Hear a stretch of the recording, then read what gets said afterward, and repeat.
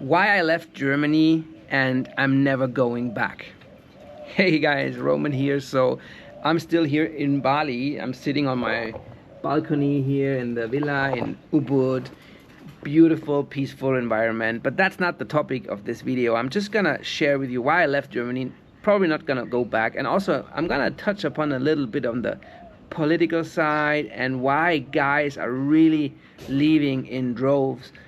And so it's way more complicated than you actually think, and it's sad for most guys because they don't even know what they're missing, right? So before I start, let's just agree on one point here, and I think we can all agree, regardless of your political orientation, the tensions and the polarizations and the division in the West are on an all-time high. And not only is this politically, but also from between the genders, the sexes, and culturally. And so it's really gotten worse and worse over the last years. And so having said that, we can agree that if it's so bad, what's the consequence? So people are just not gonna take it anymore, and this is what's happening. And here's the first revelation I want to share with you. And this is something I learned in the last 2 years because I've talked to so many digital nomads. By the way, 90% of all digital nomads are men, and so what I found out is that contrary to the belief that most people have about this concept of being a digital nomad, being a digital nomad is not so much about this fantasy. So I'm gonna go to Bali and I'm gonna work on my laptop from a beach with a palm tree and a coconut in my lap. For most guys, it's really more of a walking away from these toxic environments. And this is tough shit. I mean, in my opinion, at least, because it's a struggle for most guys are in this constant when they start off, when they get a hang and when they start understanding how to make money online, and then their life gets much better. But at the beginning, they're usually in a survival mode because they don't really know what the fuck is going on. Also they're alone, and then it can be super tough. But let's just stick with me. And so, by the way, also nice figure here, 35 million nomads currently, 2024. Last year, 17. So this was half. In just a year, it has doubled. So just to give you an idea what's going on. But if we put those numbers into perspective, then it's still just a small percentage, because this number, 35 million, is referring to all of the digital nomads worldwide, and including all nationalities. Most of them are obviously from the US. But it's like, make your numbers. It's a small percentage of guys who have the ability to do this, to take the leap and to just walk away and try. And so why am I saying this? Because there is this, saying that if you surround yourself with people, and then eventually you're going to become the person you surround yourself with the most. There's this like 5 people you surround yourself the most. Now, obviously, this is also true for your immediate environment in the country you're living in, right? So that's one of the reasons why I did not want to stay in Germany, because actually my story goes back to 2000, because I immigrated from Germany to Mexico in 2000, and back then I was obviously so young, I didn't really know. But what also stood out, even then, back then, I found out that Mexicans, they had this open-mindedness, this extrovert, this family making friends, like, come over, let's have dinner with the family, invitation, like the opposite of German mentality. And I loved that back then. So this was also in the 2000s, this was the reason why I ended up in Mexico in the first place, right? Where I built my first company and so forth.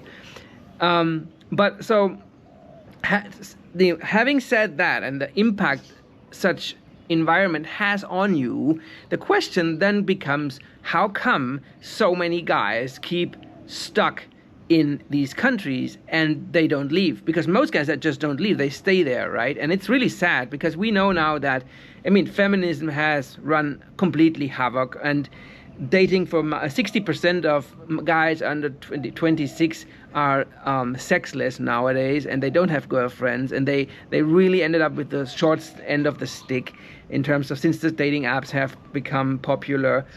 And also inflation sky high. You can't buy a house anymore. There's so many things that completely went downhill. And in my home country in Germany, it's so bad. I mean, it's just completely, and they're trashing the economy. So if you have some entrepreneurial spirit in your body, then you're being trashed. And then this whole feminist bullshit argument of toxic masculinity, which is really just teaching young girls to hate men, right? And so now you're left with a very bleak outlook. And even so, they stay in these countries, and I sort of realized what's going on. And this was a month ago in Thailand.